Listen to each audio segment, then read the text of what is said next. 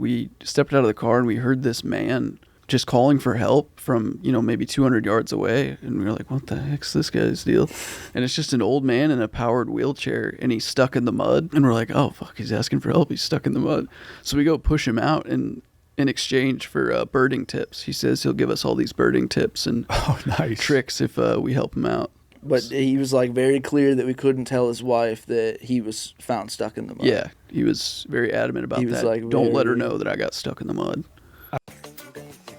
Ladies and gentlemen, this is your captain speaking. Fasten those seatbelts and strap in. We'll get you to those margaritas ASAP. Hola, bonjour. Ciao, belle mesdames et messieurs. Salam and salam. Hey, how are you? Welcome back to Drop a Pin. Today I interview Owen and Quinn Reiser, who are the creators of Listers, a glimpse into extreme birdwatching. It's an incredible documentary that you can watch for free on YouTube. I think it's up to almost 2 million views. Fascinating guys. And I learned this after the interview. Owen taught himself to edit the entire thing himself. Like, I know he filmed it, but I assumed he was hiring freelancers, because if you watch the doc, he's got like cartoons, animations, all sorts of crazy transitions. Even the credits are super creative. And I was just like, how did you learn that? Did you go to film school? And he was like, nope, just YouTube tutorials. That dude's crazy smart. Yeah, but like, I has also to be. I think a lot of people can like learn to take advantage of YouTube tutorials. Oh, not me. I try on some of the stuff for Premiere, and it's still Greek to me. Okay. It'd be like, I guess because I'm like a chronic skip ahead guy. Yeah, you can't do that with a YouTube tutorial. Yeah, I can't, but I can't stop. I mean, so for a while you were editing your last podcast. Yeah. I mean, you at least learned a bit. Corey, who's one of the producers here, he has given Ben Mintz about 10 to 12 lessons. Yeah. And he hasn't retained a single thing. Like, not a single thing. So finally he gave up. And I was telling him from the start, I was like, hey man, this is a waste of your time, dude. Because like just to learn that like C is like cut, if you're trying to cut a clip. Yeah. After the 9th lesson, it was like, all right, so how do you cut? And just for the 9th time, it's like, it's C. It's the letter C. It stands for cut.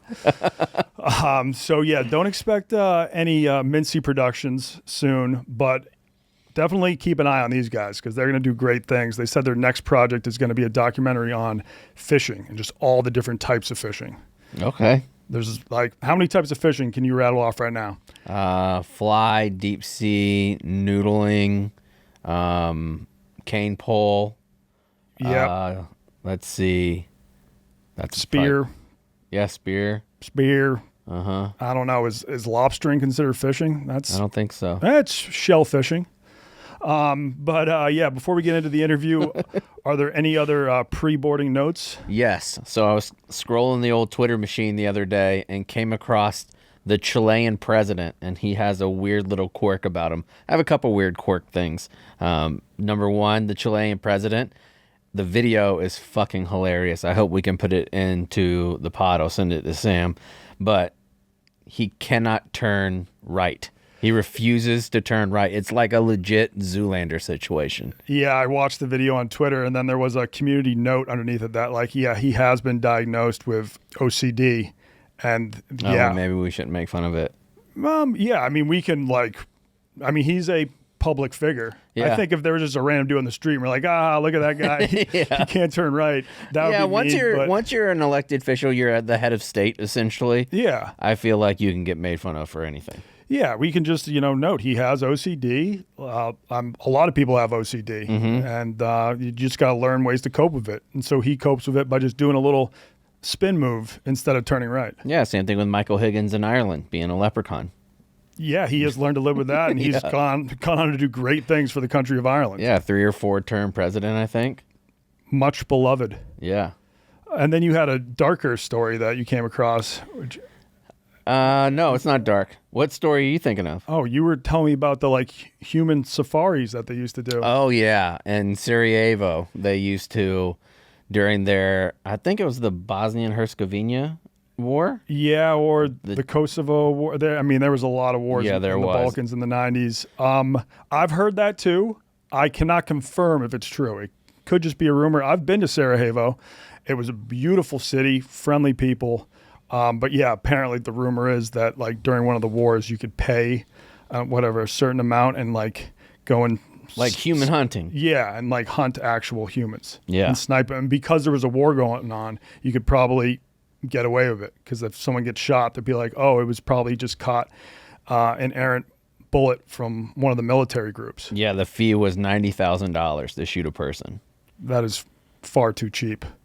What do you think is a good... I don't think you should ever be hunting humans. But realistically, if you're like, when- that makes sense. Yeah, when you hear of like, because they've made movies about this, and it's always like the 1% who are doing this sort of fucked up stuff, and you would have to think like for the 1%, 90,000 is like a couple quarters. I mean, that's essentially the plot of Squid Games. Yep. Like the Squid super Games. rich people, like Yeah. are having that where you kill folks along the way. Yeah, and they were paying more than 90K. Oh, yeah. I can assure you that. Yeah. What was that book? There was like, I think it's like a children's book. Hunger Games? No, I read it in high school. It's essentially the same thing where you go out into the woods and you can shoot a person. That's a very popular book. I mean, that concept has been done a million times. Yeah. A couple movies about that too. I can't think of them off the top of my head. The other story that was a little bit more lighthearted was I came across that the emperor's wife in Japan, apparently she farted so much that she had another woman that would go along with her that would take the blame for any farts that happen, whether they be audible or just SBDs. Like if it was SBD, she would be like, "Excuse me, I broke wind." I respect that. That's a much better job than a job I learned about called groom of the stool. No longer exists, I hope, maybe in North Korea. But kings back in medieval times, they would have the groom of the stool, and that was someone who would fall around the king and have to wipe his ass when he went to the toilet. I like it. I would much rather have to take the blame for farts than be wiping someone's butt. Yeah, isn't that in Coming to America? The royal penis is clean, Your Highness. Yeah, she's just his... I actually have not seen that movie, to be honest. Oh, really? Yeah. So I'm not going to try. So he like steps out. He gets wiped too. Like whenever he goes into the bathroom, like he gets wiped by somebody, and then he goes, takes a bath, and there's like women that are in the bathtub with him. And when he stands up, they're like, "The royal penis is clean, Your Highness." They would do that at some karaoke joints in China too. They would have like when you go to the bathroom, one of the karaoke girls would follow you, and she would like hold your penis while peeing if you wanted her to. That's kind of cool. Yeah, she'd just be like, "Do you need help?" She would unzip your pants, be like, "Okay," point it towards the urinal. I did not partake in that, but a few of my friends were like, "Dude, the KTV last night was weird." Yeah. One other note, Peakin episode 1 just dropped. Peakin episode 1 came out last week. And if you're watching this now when it drops on Monday, Peakin episode 2 comes out tomorrow, 8 p.m. Eastern. And then we got one more episode the Wednesday after that. So hope you're enjoying that series. I normally try to keep expectations in check, but if you enjoyed our pilot, there's no way you won't love these videos. Let's get into the interview. And afterwards, for our Getting Cultured segment, we will be rattling off the 10 most fascinating bird facts from around the world. So stay tuned for that too. Before we get into Drop a Pin, just wanted to let the pinheads know that we are releasing a Drop a Pin crew neck for Black Friday. I'm wearing it right now. I'm also releasing a new Termy hoodie. So cop one of those and support the show. Also, check out the new episode of Peakin, which dropped last week. We got episode 2 coming out tomorrow, Tuesday, November 25th at 8 p.m. Eastern. Loving the support so far. Now let's get into the pod. We're talking birds today, baby. Hey, how are you? Welcome back to Drop a Pin. Today we have Owen and Quinton Reiser, the creators of the birdwatching documentary Listers. Not just a birdwatching documentary, an extreme birdwatching documentary that has gone very viral. It's almost at 2 million views. You guys worked on it for probably over a year. I know, just to fill people in, give a quick synopsis of what the documentary is about. Yeah, it was about 2 years, and we spent a year doing what's called a big year in competitive birding. and we had no birding experience to start. None whatsoever. And we figured that we should learn about this subculture of America by becoming bird watchers, basically. Mm-hmm. And it really started one day when I got high. I just hit the bong and found the family's bird guidebook and just started flipping through it. And then, next thing I knew, I was in the backyard looking up in a tree with my last functioning neuron, trying to decide, what woodpecker it was. And then a couple Google searches later, and we're doing a big year. Let's go. I mean, no matter where you live in the U.S., you're constantly surrounded by birds, but a lot of people block them out. I guess you could call them bird blind. Like they're so commonplace that a lot of people just ignore birds. But once you start paying attention, you probably realize they're all over the place. Yeah, they're all over the place, and you can't stop paying attention to them. Is what I've found. There's birding while driving can be an issue. Whew, I never even thought about that. Yeah, it can be dangerous, but yeah, I mean, once you start, it's hard to stop. Birds are great, and they're everywhere. Like they're in places you wouldn't think they'd be. They're in Almost never the place where you'd think they'd be. Yeah, it's we've seen them in the women's prison, for example, the Clark's Grebe. Yeah, behind a women's prison, gas stations, an oyster bar. Like rare birds are never in the woods, it seems, from our experience. Yeah, And you'll see them in sewage puddles and stuff. They're not always in all the they time. they love sewage puddles. Water treatment plants, ski Yeah. hills, Yeah, you name it. all over the place. Have a look, And your original goal was to spot the most birds in North America in 1 year? Yeah, specifically the lower 48 United States, and it was kind of a pipe dream to beat the record or get over 700 species. 700 species is kind of like your A-list. That's elite. You're That's elite varsity. at that point. And I at the beginning I thought maybe we could do that. I thought, oh yeah, this will be easy. Like we're two young guys and we have the drive to do this. And then you get into it a little bit and you kind of understand that a lot of these birds that end up getting you to those higher levels in the big year are what they call vagrants, which is birds from Europe, Asia, way South America that just end up in the United States for a day or two or a week, and then people from all over the country, they'll fly from New York to California to go Just see to this get it one. on The their twitchers, list. right? Yeah, twitchers is what you twitchers. call them. So they'll money is not an issue at all. No, it's No. super deep pockets, and that's their hobby. That's their that's their World Series. That's their Stanley Cup final, Yeah. Game 7. And That's, some people treat it like a Stanley Cup final. In some They do. instances, Yeah. You mention some names around some other competitive birders, and they'll get they'll start shit talking a little bit. You Yeah. know, So the twitchers have to be wealthy if they can just at the drop of a hat fly across the country, sometimes maybe even on a private plane. Was there one profession that a lot of them come from? Like were these doctors and lawyers or? That's a good question. I guess. I mean, seemed like more than one person was into finance or some sort of banking. Yeah, you wouldn't really think that just because a lot of the finance bros I knew when I lived in New York, not super into nature. right? Yeah. Maybe they like flying out to Vail and going snowboarding, but that's about it. Right. Yeah. But actually, to be fair, magic mushrooms were popularized in America by a VP of JP Morgan. Really. Is it really? Yeah, it was back in the late 40s. This dude, I'm blanking on his name, but he was the VP of a bank, and then in his free time, he was an amateur mycologist. And he heard about a tribe in Mexico that used these magic mushrooms. Yeah. So he went down, participated in the ritual, and then wrote an article for Life magazine. And that's how Americans first found out about magic mushrooms. Damn. Yeah. I mean, yeah, no shade to bankers or finance people, Yeah. but it does seem like they're, not all of them are into nature, but Nope.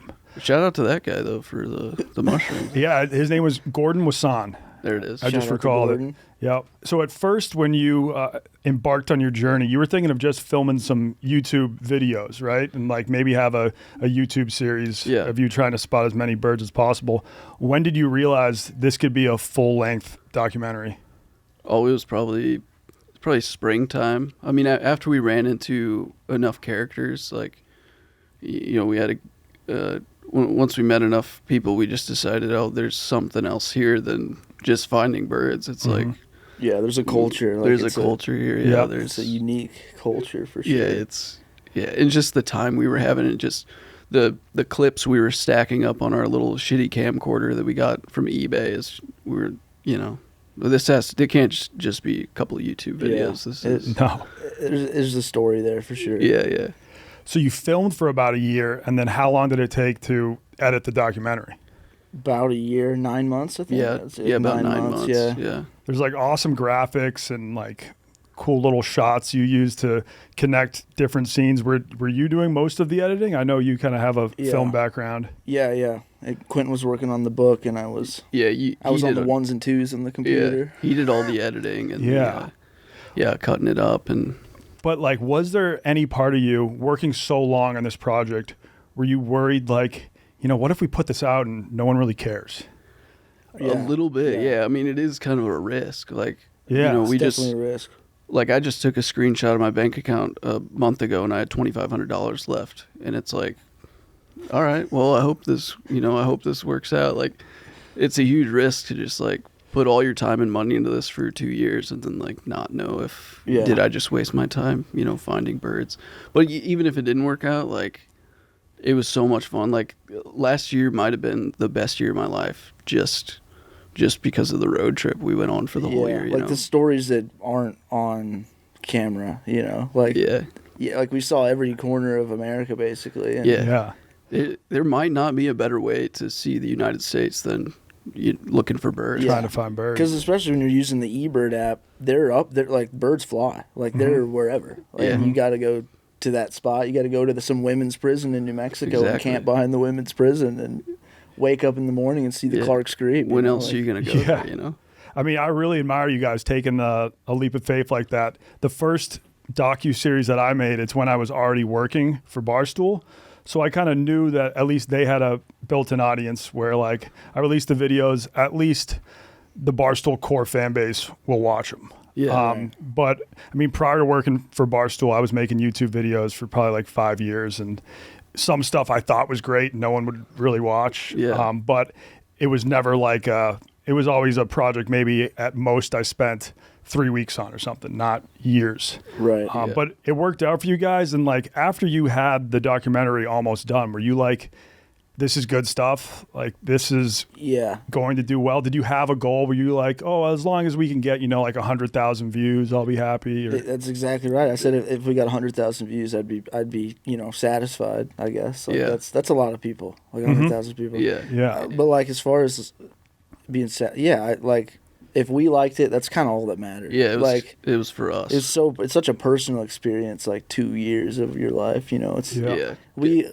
like, when it was starting to get to 200,000 or 300,000 views, like, we got people wanted to come on as executive producers and like pitch it and get it on a streamer and sell it to a streamer. Yeah. But then that means like taking it down from YouTube, and then like it's not shareable, and then also like the money didn't make sense. Like you kind of get shafted, and then like. Yeah, I don't know. And then it's down for 6 months, and they're gonna want to rework stuff and get their fingers in the pot, and it's just like, it means too much to us. It's like it was I mean, I was also very impressed. You guys had ads turned off on YouTube for a while. Yeah. Is it like, are they still turned off? Yeah, the mid-roll ads are turned off. I just didn't want anything interrupting, and I wanted to I like value for value, that kind of value for value model stuff, where people if they like it, they can toss $1 or $5. Yeah, I mean, dude, I love that. I mean, I like to make long-form content, and those mid-roll ads can get annoying, but I don't think Barstool's going to be okay with me just being like, hey, can we just turn off all those YouTube ads? Totally. That's just what we thought would work, It's like... Yeah. And to, like, make it free and just, like, try to get as many people, or, it attracts more people, or they're like, this isn't just, like, a money thing. Yeah, and I'm sure it's going to open up opportunities for you in the future. You said you've had like Hollywood types reaching out and like, having meetings with them. People in suits. Yeah, people in suits. Like, what's that experience been like? Like, are some of those people kind of shady, and you can just like tell they're... Yeah, some people were kind of shitty to us as well. They were kind of mean, but... Yeah. Just being like, oh, you guys don't know how much you need me or something? Yeah, kind of there was one guy, most of them have been cool, like just real professional. Right. But one guy, reached out, and when I'd said, like, I think we're just going to keep it on YouTube, like, he broke down the whole structure of everything, how it would work with the business, like the streamers. And I was like, I think we're just going to keep it our own. And he left this huge scathing email about how I'm destroying my career and, like, jeez, it was brutal, yeah. You know, and like how we're idiots for doing that. You think about it, it's just pixels on a screen anyway. Yeah, it doesn't matter what website it's on, like right, Netflix.com, Hulu.com, YouTube.com.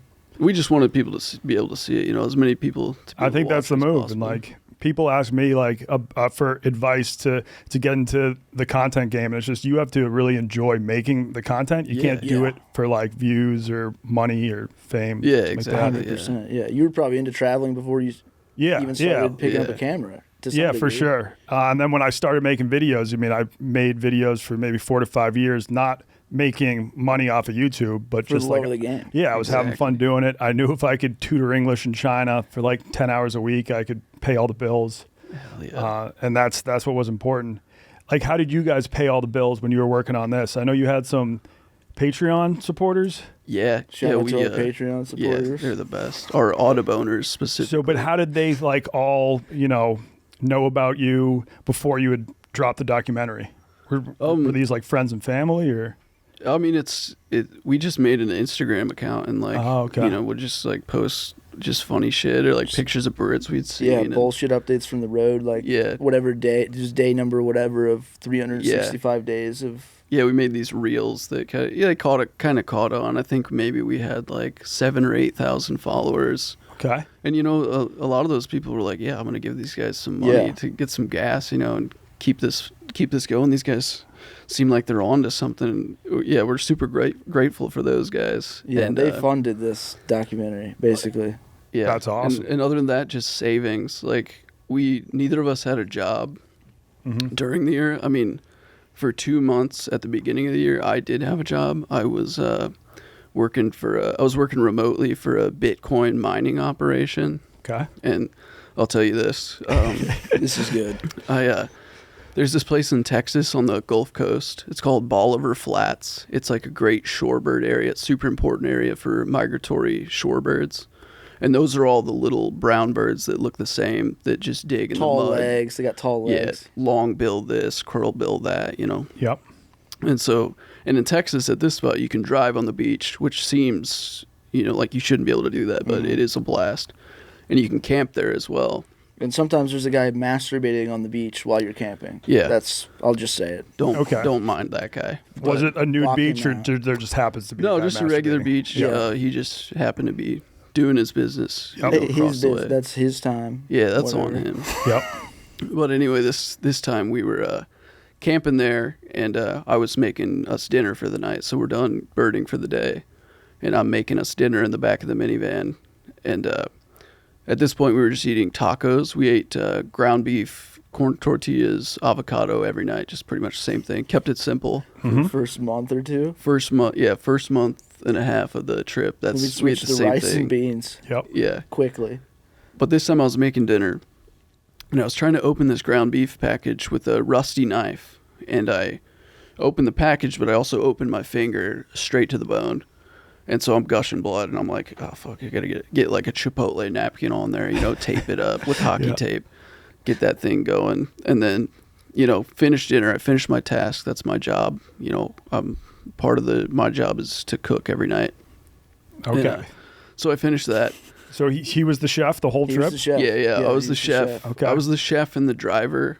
Yeah. And, main logistics guy. Owen would help out with logistics, obviously, and then all the camera stuff. Okay, so you were operating like the camcorder and the fancy cameras. Yeah, and then offloading every night, like data management. Yeah. Backup hard drives. Okay, so logging yeah, every you clip, needed to do something. Yeah, I got to pitch in somewhere. So I'm like, I can cook up some ground beef, Yeah. So after I filleted my finger, finished dinner, and then I'm like, okay, well, I got to do my tasks for the day, my computer tasks on the Bitcoin farm, which is just like coding Bitcoin miners to do whatever, to 101, whatever the fuck it is. Okay. I basically didn't even know what was going on with this thing. I have this is my first job. This is my first go at working with Bitcoin miners. So I'm just figuring this out. So were while you all like this bird managing a stuff. group of miners that were like, somewhere in the pretty U.S.? much. Yeah, so they were also in Texas, but like hundreds of miles away. Okay. And so I got high, of course, to like, you know, it's the end of the day, get high, help with my finger as well, get that pain, you know, taken care of. And, you know, I'm just finishing my tasks, and somewhere along the way with like, I'm too high, the internet's bad, my finger's fucked up. Somewhere along the way, I typed a 1 instead of a 0. Didn't realize it at the time. The next day, we wake up and we go to Houston. It's a Sunday. We go to Lakewood Church to meet Joel Osteen because Owen informed me that we could meet Joel Osteen, the televangelist, the bajillionaire televangelist. Hilarious. You've heard of him. I mean, did you just reach out to him and be like, do you want to be in my documentary? No. Okay. We just went to the church. We went to the service. And then while we're there, some lady's like, yeah, you can actually meet Joel Osteen after the service right here. And I was like, well, obviously we have to do that. That's hilarious. Yeah, obviously. So I'm waiting in line to meet him. And then, you know, I meet him. I shake his hand. He has like a really frail hand. It's like a tiny hand almost. Like a dead bird. And doesn't matter, side note. And while he's doing that, I'm filming from afar, and he's got a series of like 15 like Bible bouncers, basically, like just like security guys. And they're pushing me back further and further, and I'm like telling him, no, I need to get this. Is like a big deal to Quentin to like record, you know. This is serious. He's like hitting him with some God blesses, like, you know. And then so I meet him. It's funny. We get a kick out of this. There's really no reason we're doing this other than it's just funny to us. Yep. So we get back down to the parking garage. You know, we're leaving the church after the service. We're just feeling great. We're full of all this, you know, Holy Spirit. We're like, this is really gonna help us out. We're gonna find so many birds now. And I get down to the parking garage and I get a phone call, and it's from my boss, and he let me know that the 1 instead of the 0 that I had typed had actually started a fire at the Bitcoin mining warehouse and resulted in a couple $100,000 worth of equipment loss, and also that I was no longer employed. So from then on out, it was just bird watching. Just bird watching, and thanks. No. Did he try to hold you accountable to like paying back a couple $100,000? No, luckily it was all in the company, and I'm grateful for that. But that's from then on out, you know, it was just birds. From then on out, you were like, this bird watching documentary better work out. This better work out. Yeah. Oh my God. All right, yeah. The dangers of Bitcoin mining. Yeah, I'm out on that. Yeah, I've never really, I mean, I've got some Bitcoin, but I mean, I know a lot of people that have fallen for crypto scams, NFT scams. Sure, yeah. Yeah. I mean, I can't think of two things that are more different than like Bitcoin mining and bird watching. And nature watch. Yeah, exactly. Yeah. Yeah. Which is, I don't know, maybe meant to be that you just certainly meant to be. Yeah. You know? Like I'm glad. I mean, I'm glad I didn't have to do that anymore. It was a struggle each night, like finding some internet to do my tasks, and true. You know, we could focus on the bird thing then. I mean, you guys did this documentary on like the most shoestring budget possible. Yeah. Which is also great. It shows people out there that you can like make some magic with not a lot of money. If you try to go the legit route, people are like, well, you need a producer, you need a lighting guy, a sound guy. No. Like, I think it helped. Like, you probably wouldn't have want to film your whole documentary on the camcorder, but then having that nice camera to throw in like really nice shots of birds. But then with the stuff with you guys just on the road, like people don't really care if like how high quality the footage is. I guess like as long as they can hear you. Then, exactly. Yeah. Like my favorite documentaries are filmed on shitty old cameras, like Hands on a Hard Body is a great one, or Grizzly Man, you know, great doc. Have you seen that? I have, but I don't recall like what was it filmed on. It's just like it was nice at the time, but I think that was that like an 01 doc? Came out like 01 or 02 maybe? Somewhere around there. But it was early just like 2000s. he documented his own experiences with like a handheld cameras. Yeah, you know? maybe like a high 8 like film. Yeah, okay. Like and what's your documentary making process? Do you just film as much as possible, and then once the trip's over, you're like, okay, how do we put the puzzle together? And like, I can use a VO here to connect these two scenes? Or? Yeah, 100%. It's all like in post. I think that's like like unique to documentaries. Yeah. Because like the story kind of happens. You're just going out and it's like mining a bunch of rock or something, and then you got to go smelt it down and get the metal. Yeah. out, you know? But that process is fun, right? Yeah. Yeah. Super fun. It can be very time consuming, but it's a lot of fun. And then like choosing the music that you put into it. I wanted to ask you, what's that song that's played over the flamingos at the end? Oh man, I can that definitely get song's you a the name. banger. Yeah, I could get you the name. It's by I think it's by Bagel, Baegel. I forget the name of the track though. Were you using like a lot of license-free music, or did you have like some bands that said you could use their music? Or Yeah, we had a friend who made a couple songs for us, Dan Clough. Yeah, Shout out Dan to Clough. And then, he made a couple songs for us. Okay. And then I used Synced In and Epidemic, just like 2 sound beds. Like nice. you just pay for it. And license music We through have there. something like that here. Yeah. So this is like a travel show where we try to drop a pin in different locations. What was like the worst place in America that you visited on your journey? That's a good question. And then we'll talk about your favorite spots. Right. But we can start negative. Man, where was you? I mean, we spent a lot of time in South Texas. Yeah. Like very South Texas, like border, Yeah. Brownsville, those kind of areas. And it's not a bad place. Not a bad It's place, but it was tough for us because of the lack of public land and free camping. Okay. So, like, the time we were in South Texas, and there's a lot of birds down there to find. Like, so we're down there for quite a while. And they'll hop over there's a bunch of birds that are only in Mexico, and sometimes they'll cross the river, and you can count them on that list for the game. Because like we were playing. the birds don't know that there's a border there. Exactly. So, yeah. Exactly. So they'll hop the border there, and you can find like these rare birds in South Texas, and then count them. Yeah. So that's why there's so many bird watchers down there. It's because of okay. that proximity to Yeah. Texas. Yeah. But if you're in South Texas in the middle of the summer and you're sleeping in your car, Yeah.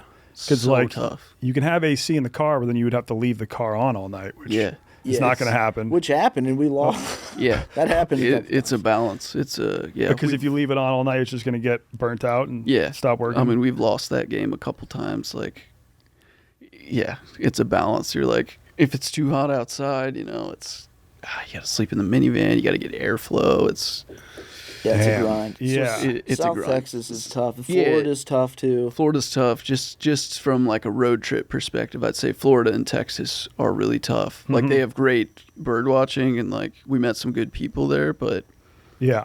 just as far as road trip, it's tough. And then the entire state of Oklahoma, it's just a turnpike. Like that's all it is. Yeah. $40 every time. I don't Every think time I've we go ever been to through. Oklahoma, but it's not high on my list of like places I want to visit. Yeah. And it shouldn't be. There was one great bird watching spot there, the Wichita Mountains. Are Oh, I nice didn't there. even know Oklahoma had mountains. Yeah, Oh, they're it's beautiful, they're too. smaller mountains, but it's a beautiful place. Beautiful place. Okay. Yeah. And Toll state though. Did you guys have a tent? So like you didn't always have to sleep in Yeah. the car? Yeah, we Okay. would hit the tent here and there, but Yeah.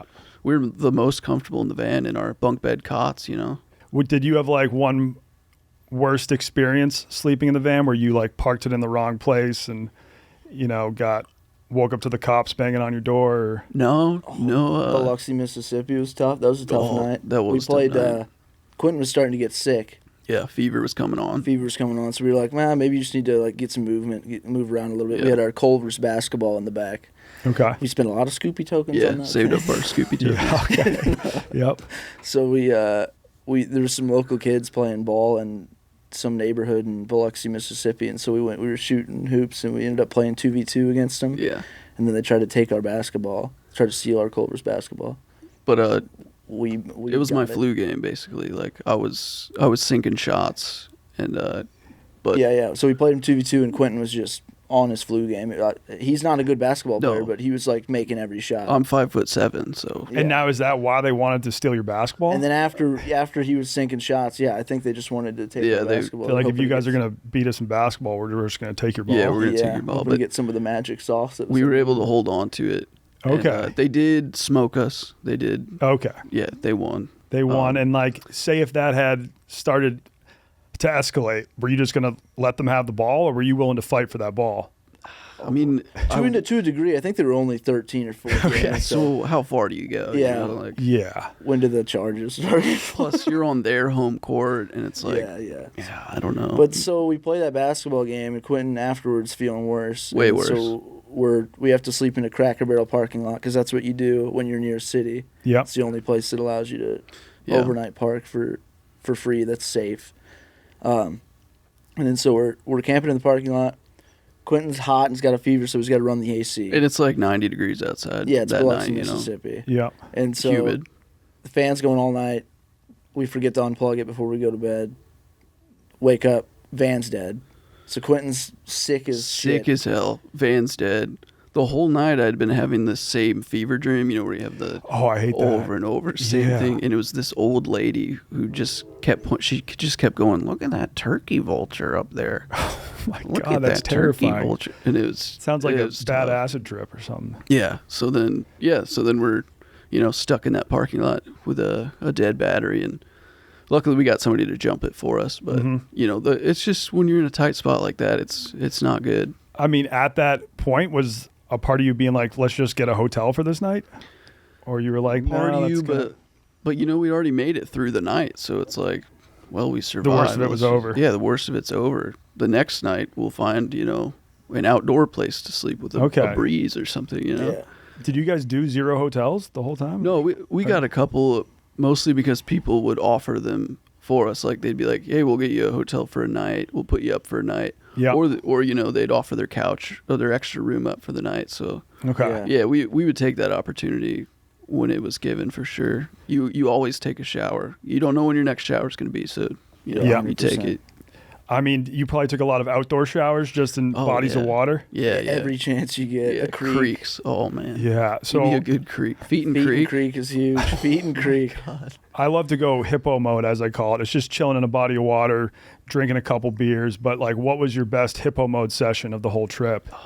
For me, it was the ski hill in Santa Fe. Yeah. Oh, I've you skied been there there? because my older brother used to live right outside of Santa Fe. So I've gone nice. snowboarding at the Santa Fe ski basin a couple times. Sweet. Nice. Yeah. So this was summertime, and so there's no snow. So you can drive up there and like boondock up there. So there's just like some ski bumps. We're just waiting for snow to happen, Yeah. basically. What is boondocking? Yeah, it's just like camping for free. Yeah. They Okay, call it. cool. It's like boondocking. Yeah. And so we were camping up there, and we were chasing this bird the whole year, trying to see this bird called a three-toed woodpecker. And it's, I don't know. It's rare. It's kind of rare. Kind of rare. Just hard to evaded to us see, for most yeah. of the year, but They live in burned chunks of forest, and they're they're very particular about their grubs that they eat, that they flake the bark. yeah, we'd been searching for it for the whole year, and this was towards the end of the year, probably like September, I think. Yeah, And something we're like just that. up there eating little sweet tart edibles. Yeah, just we got high at the edibly top, high. Yep. top of the ski hill. Feet Creek, and this little cold ass creek that's just flowing through it. Just laying down. Yeah, we just come so out of the good. desert, the heat, and just having a great time, and then we're just having a good time high up there, and the woodpecker just shows up. Like it just shows up to shit. right where we're at, like right outside of the van. You're like 15 feet away. Yeah. We'd been looking for this thing for months, like searching, driving like hours out of the way Yeah. to look for it. Hardcore looking for it, and it turns out if you just come off it a little bit, take it That's easy. how it happens in life a Yeah. lot. I guess There's a message in there. There's for a lesson sure. to be learned there for. Were for there us. times though that like a bird you were looking for shows up, but then you don't have the camera on you, and then you run to get the camera, and the bird flies away? Yeah, that happened to us a couple times. all the time. Yeah.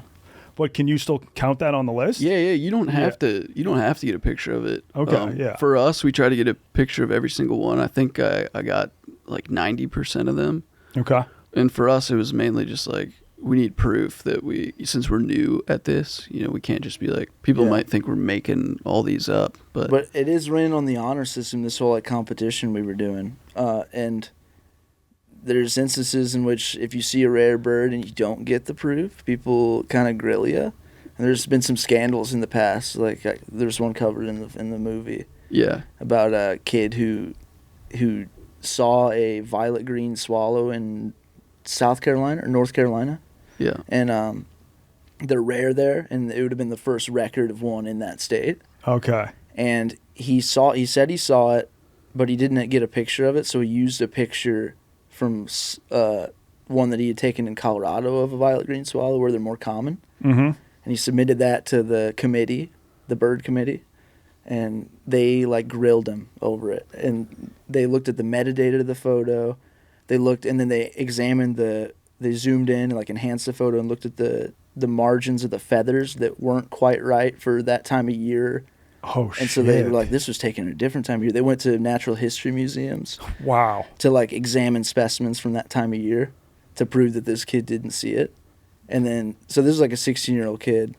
And then, so he was kind of like, he just quit bird watching because you get grilled by like a bunch of 40-something-year-old guys about one sighting that you had. Say if he just was like, hey, I saw this bird, but I don't have a photo of it. Are you willing to take my word for it? Yeah, we talked to him for the movie. Yeah. And he was like, at that time, it was just, he said it was so much pressure in the bird watching scene 16? To like prove it, which is like wild to think because it's hard to get one past him. It's hard. Yeah. Watching the bird watching documentary, like towards the end of it, I was like, this is just Pokemon Go, but with real animals. Yeah. Basically. That's what it is, yeah. We got that a lot, and we never played Pokemon growing up, but I see like the intrigue. I see like the... Yeah. Gotta catch them all. Yeah. Like I could see, I mean, it is fun turning it into a game, but it's like, it just like... depends how far you take it. Like you gotta, if you're at the point where you're cheating because you're just chasing this goal, it's like, all right, I think you're a little lost in the sauce. Exactly. You're lost. And it's like not a good, in my opinion, not a good reason to be bird watching. That's what we found. Like, you know, we started it pretty much just because of the competition. So for us, like, it got us into it, I guess. Yeah. But like, you know, along the way, we're just like, oh shit, we're just actually outside enjoying nature. This is actually way cooler.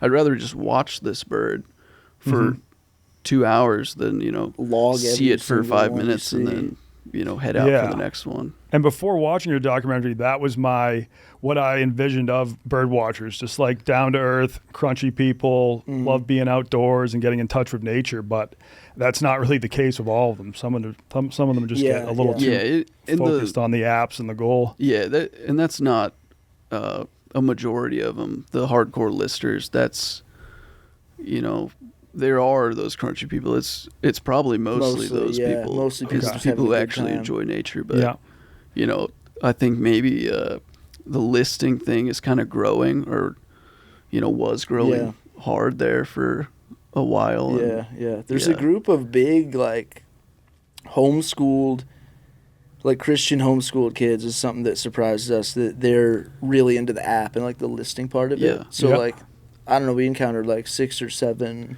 in different areas of the country that were just homeschooled, and some of them homeschooled so they could go I'm sure their parents are a lot happier to see them using the eBird app than scrolling TikTok. Yeah, exactly. At least it gets you outside. Right? Exactly, it gets you outside, and it's not the worst. You know, it's not the worst addiction in the world either.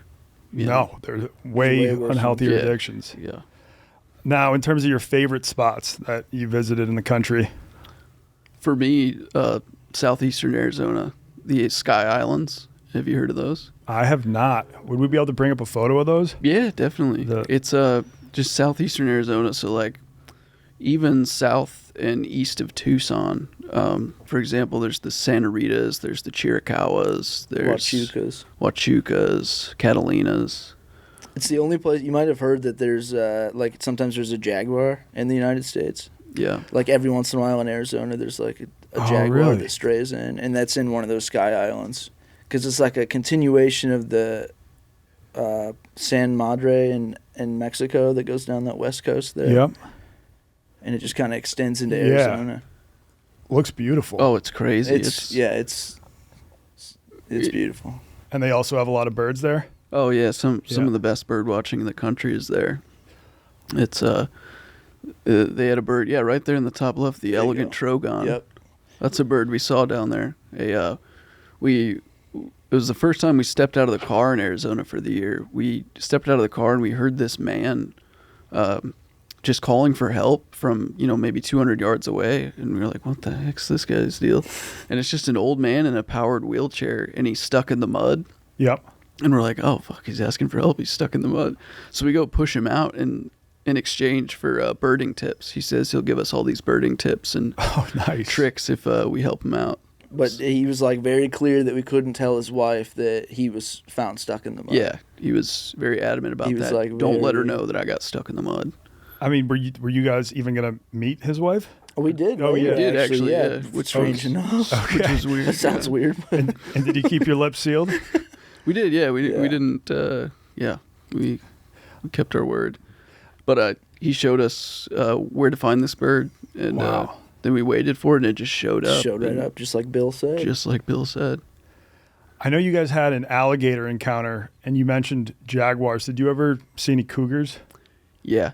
Okay. In this same mountain range, the Chiricahuas, and that's probably my biggest fear. It's mine even now, more so too. than a black bear, which like normally won't really do much. Yeah. It was so scary. It was so scary. So we're camping in the mountains there that night. So we're just parked the van, and then I smoked a joint, and we're gonna head out to go owling, which is at nighttime owls are out, and owls are some of the coolest looking birds out there. Oh yeah, they're crazy, spooky as well. Yeah, we were looking for this owl called an elf owl. It's like 3 or 4 inches tall. It's like the smallest owl in the world, or one of the smallest owls in the world. Suspiciously small owl. Yeah. And we're gonna head out to go look for it. So we're walking down this Forest Service road, and we just see this pair of eyes down the road, and we're like, oh, that's probably a deer. And then we're just kind of looking at it, and we're walking a little closer because we're like, oh, the deer, it's just gonna walk away. And then we're kind of able to see the outline of its head, and it's got a round head and no big ears like the deer down there. Like yeah, the little outline of the head, and then you start seeing the body, and you're like, oh fuck, yeah, And the fact that it didn't run away. So then we notice, we're like, oh shit, like that's a big animal that's not afraid of us. So then we start clapping, and I'm beating my chest and like scraping the gravel with my feet, and then we're backing away slowly like you're supposed to. And there's a cattle guard there when we're backing up. Oh my god, yeah, we had to walk backwards. Guards. A cattle guard, like like on Forest Service roads will be so that way cattle can't cross from certain areas. It's just like a metal grate kind of, so they don't walk on the road, they walk around. And but anyway, we're walking backwards over that and just making as much noise as we can, and the thing doesn't run away. We're like, oh fuck, like starting to get like pretty dicey. Yeah, it's coming towards us. Oh shit. And at first it was probably 40 yards away, and it gets to within 25 yards, and we can see it a little bit better. And then we got headlamps on, our phone lights out, we're making as much noise as we can, yelling at the top of our lungs. And then we just see it just in one leap. It leaps up this hill, just one leap. It goes maybe like 15 yards in one leap. Didn't make a sound. You just see this thing like scurry up this hill like nothing. Like, yeah, because there's really not much you can do if a cougar decides to attack you. No. I think this was just curious. It was just like took a couple steps towards us and just was kind of like sizing. Probably just curious about what we were doing. Trying to see around the lights or something. And then most of the time they do run away. Like they don't want anything to do with you. Yeah. So the official move is to slowly back up and make a lot of noise. We might have made I don't know. I don't know if there's an official move, right? It's like you can have all these things you're supposed to do, but geez, your heart starts pounding. Yeah, if that animal decides it's going to take a run at you, it might just do it. I don't know if there's the right thing to do. Yeah, that's what we'd heard though. Like back away. Definitely don't run away. And you were also high at the time, right? Oh my god, my heart was racing. It probably hit like 200. Okay. As soon as that thing was gone. Yeah. I know you dabbled with some shrooms too, at least to help with seasickness in the dock. Would you recommend taking shrooms and bird watching? I would recommend taking shrooms and bird watching for sure. Maybe do it on land. Yeah. If you don't have your sea legs yet. Like I didn't, and I still don't. Okay. I think it was a poor decision on the boat. Yeah. Because I vomited the whole day. And I remained in a very good mood. Like I was able to stay in a good mood the whole day, I think because of the mushrooms. But the nausea was too much, man. And every time I closed my eyes, I would just see above my head these rotating discs. And I just realized I was never going to reach equilibrium. And I just had to accept the fact that I was going to be just like a dried out piece of jerky lost at sea. All right. So shrooms on dry land. Got it. Yeah, stick to dry land. Have you ever done time on a boat, like a sea boat, before? I've gone out on a lobster boat for the day where you're kind of far enough out that you can't see land. Yeah. And that got rough because like a fog rolled in. And I think being able to see land kind of keeps you level. Yeah. But when a fog rolled in and you couldn't really see anything, Right. I started to get very woozy. Yeah. It's brutal. I have so much respect for like any of those deadliest catch guys. Oh, yeah, who just will go out and live on a boat for weeks. Yeah. Because we did like 10 or 11 hours on Alvaro's boat there. Yeah. I think what happens is you eventually get adapted to it, and then when you get back on dry land, then you're all like, then you might be even more woozy. Right. That's get why land Captain sick. Jack Sparrow was walking like a crazy Yeah. guy, right? I mean, those whaling missions back in the day, they would be on a boat for a year and a half and sometimes would never touch dry land the whole year and a half or 2 years.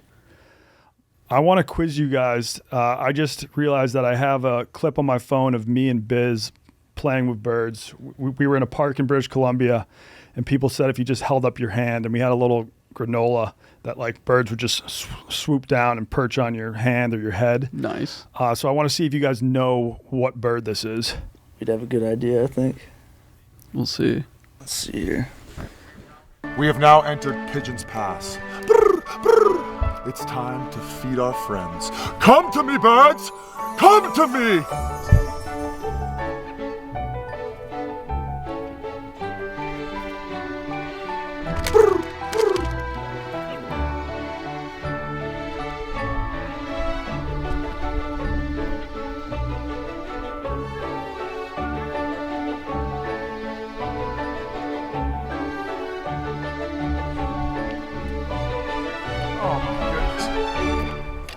You got to catch up to those guys. Yes, we do. We got a little too carried away feeding the birds. Yeah.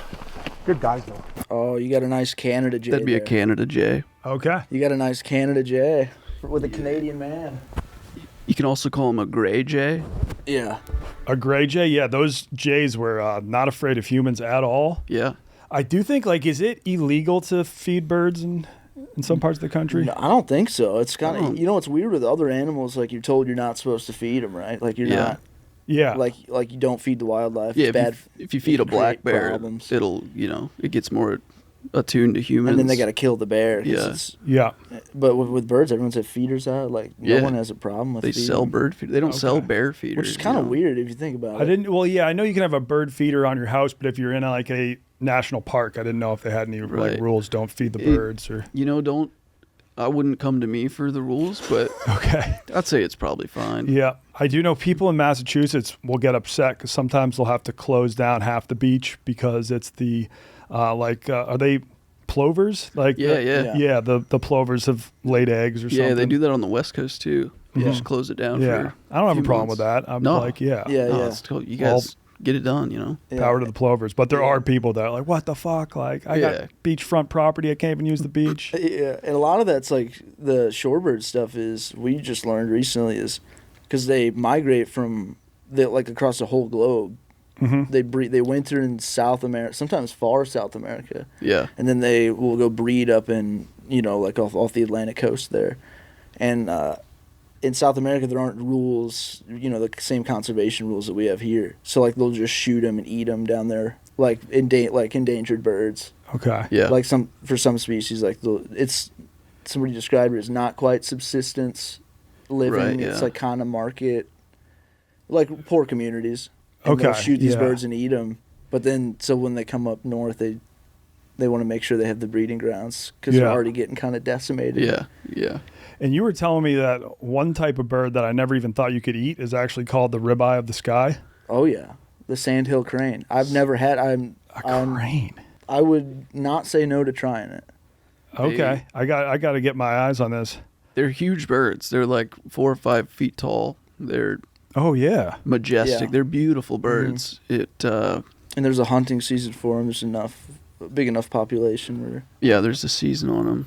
All right, I'm going to talk to Sydney Wells. She does Barstool Outdoors, and I'll be like, take There me you on a go. hunting trip. That'd be sweet. And you know what you might not realize is like seasons on birds and ducks specifically. Mm-hmm. By killing ducks, you're actually supporting them. Like you're supporting the preservation of their habitat, because you need something called a duck stamp. It's a federal permit that's required for hunting ducks and waterfowl. Sydney took me duck hunting in Arkansas, which I guess is like the duck hunting capital of the country. It's like the mecca for duck hunters. And nice. It was awesome. It was where you want to hunt ducks is in flooded timber. So it's like a forest that's been flooded, and you stand on the edge of the tree line and you kind of just wait for the ducks to swoop down and land in an open body of water and then snipe them. I mean, everybody shoots at the same time, so I have no idea if I was actually hitting any of these ducks. I got them all. But ducks were dropping from the sky. And I also like to eat ducks, so I didn't feel like it was wasteful. Like I wasn't just shooting ducks for the sake of shooting them. Like we then went back and cooked some of those ducks, and like some of the best meat I've ever had. Is that from your time in China, probably?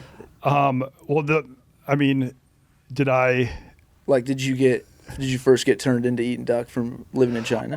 I had duck in the U.S. at a couple Chinese places, but out in China, ducks are as common as chicken meat at most spots. Right, yeah. And then actually in China, I had a pet duck. Did you really? Duck Rivers that I actually rescued from a wet market in China. So that's where you just go and they're selling all these veggies and then like live food too. So you can buy live chicken, a live duck. They'll butcher it for you right there, or you can take it home and kill it yourself. Nice. And I was like, you know what? I'm going to save one of these ducks from the chopping board. So I brought it home and I probably had it like for 9 months. They don't make great pets because they can't be potty trained. They can't close their sphincter. Oh, the cloaca. Yeah. The hole in one. Yeah, the hole. So they're just constantly shitting everywhere. I kind of just had it live on my balcony.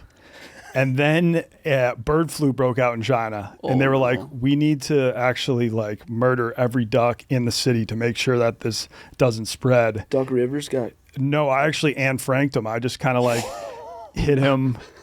I hid him in my closet and kept him alive during this duck holocaust. It was bad. They were going around and killing all the ducks. So I saved him for a while, and then eventually my apartment flooded, and I had to bring in like a maintenance guy. That's good for Duck Rivers. Yeah, the Duck Rivers was like swimming around my kitchen, but I had to get a maintenance guy up there to turn off the water. So I was like, I'm going to put you in the courtyard while this guy comes up and stops the leak. Mm-hmm. And then afterwards, I went down to the courtyard and I couldn't find my duck. Well, Anne Frank died too. So. For sure. That's sad though. Rest in peace, Duck. It was, I guess you don't know what happened to him. He could still be out there today. Schrodinger's duck. For sure. I mean, he couldn't really fly. I think maybe at the wet market, his like wings had been clipped. So I don't like his chances on foot around Shanghai, China. True, yeah. And then I had a pet goose too that we used in a music video called Goose in My Basket. Definitely watch that after this pod. We don't need to watch the music video right now. Checking that out. Yeah, that's the kind of the same deal with ducks. Not great pets. But you can actually buy diapers on Amazon, I think, for ducks or goose. 4 ducks. Wow. Yeah. That might be like a business to get it to, Yeah. For sure. You could probably get the monopoly on that pretty quickly. Donnie's duck diapers. Yes, Donnie's duck diapers. I don't know what happened. Yeah, we gave that goose to my Chinese cleaning lady, who I think her family eventually ate it. But I had it for a good 5 months. I mean, you guys have gotten so attached to birds. Are you now... Like, would you be morally opposed to bird hunting? No, we're actually planning on going maybe bird hunting with the director of the Merlin Bird ID app, Bird app. Oh, sweet. And so she's not even, apparently. It's good for conservation. It really is. And, like, did the director of the app reach out after you released the documentary? Yeah. They were looking to have us help with, like, some content in the future. They were big fans of the documentary, so... Who are some other notable people that reached out after it came out? Oh, let's see. Apparently Scarlett Johansson watched it. Yeah. Let's go. We heard that Danny McBride put it on in their production house and just shut the office down and made everybody watch it. That's an honor. That's a huge honor. Yeah, a bunch of people. it's been like just super grateful, you know. Yeah. Just overwhelming, really. That's awesome. Oh, have you guys ever heard of the bird people eat, or they used to eat on Wall Street, and it was seen as like this very rare delicacy, and you would have to put a napkin over your head while you ate it because like you didn't want God to see you eating this? No. Wait, I gotta look this up because maybe it's a bird that you guys saw around America. It's gonna be like a super rare bird. Yeah, is it like imported or? It's now illegal to eat. Okay. It's called an ortolan. Have you guys ever heard of that bird? It might not be. No. I mean, let's see where it's from. We've seen it's only in Europe. yeah, we've seen a few buntings, but just the American ones. Yeah, it was weird. It became like a status symbol That's wild. to eat. For like the finance people to eat in Wall Street, or like on Yeah, Wall and I'm Street. sure that not just on Wall Street, but probably like kings in Europe too. Oh, yeah. yeah. The bird was plucked, salted, peppered, cooked in their own fat, and then you're supposed to eat the ortolan whole, with or without head. You just plop the whole thing in your mouth. It's kind of like a chicken nugget in bird form. Wow. Yeah. The grossest thing I ate was a balut in the Philippines. Have you guys ever heard of that? Is that the egg that's like Half- been sitting for? It's like it's like an embryo. An old egg. Yeah, it's like halfway between an egg and Oh. a duck fetus. Wouldn't recommend that. Does it have like Okay. feet and stuff? Sometimes you'll get like a feather or like a bone that's starting to form or a piece of a beak. That's no good. And that's like desirable. Yeah, it's huge in the Philippines. Wow. Yeah, but I wouldn't recommend. Did it that's taste nuts. like more like an egg or more like chicken meat, or half and half? I think just the idea of it, like I took a couple bites and started dry heaving. I think it was just such like once I kind of like heard a little bit of a crunch from a bone, Yeah. I was like, I can't do this. So I Time to wasn't like tap super out. focused on the flavor, but I think they pour maybe a little soy sauce on it. Mm-hmm. Sure, if I wasn't weirded out by the concept, it might taste okay. Yeah. Yeah. Put a little mayonnaise on it. Might be sure. okay. Mayonnaise will fix anything. Yeah, it does. Are you guys gonna for Peakin? Are you guys need to get the Merlin bird idea? Yeah, you gotta get into more push. birds. We could have a tally, like say if we're doing one hike, me and Biz sort of have a competition who can like spot the Yeah. most birds on That's the what hike you up. need. That could be good fun for you guys. That's what you need. Yeah, I wouldn't be opposed. You can pitch that to the Merlin app guy. Yeah. Be like, hey, if you There you want go. to jump on board with an episode of Peakin.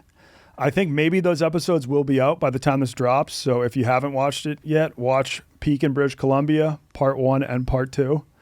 But yeah, that's kind of like similar to your bird documentary with Peakin. We're just trying to inspire more people to get out in nature and stuff. Like, Yeah. That's great. you'd be surprised like how many people that I work with have never even gone on a hike. I'd say like, Yeah. you know, a lot of people just, they didn't grow up in an environment where like hiking was popular and they don't fully understand it. Like what, you're just going to go for a walk in the woods. Just go for a But walk. That's Yeah. nuts. It can be a lot of fun. And Oh, yeah. especially if you see some birds along the way. Oh yeah, it's a Yeah, blast. and it gets you away from the screens, and also like something about birding where, because even on a hike you can still be lost in your head a little bit, or like you can be, Yeah. you know, but like when you're birding, like you're focused on, you have like Yeah. a task, you know. Yeah. You are right there. Yeah. But with the extreme bird watching where you're using all these apps, it's like I go out in nature to get off my phone because I'm so Exactly. addicted to my phone on a daily basis that it's like if I was out there looking for birds, I wouldn't want to constantly having to be like open up all these apps. Exactly. Of course, yeah. It's that Exactly. Goldilocks zone. Yeah.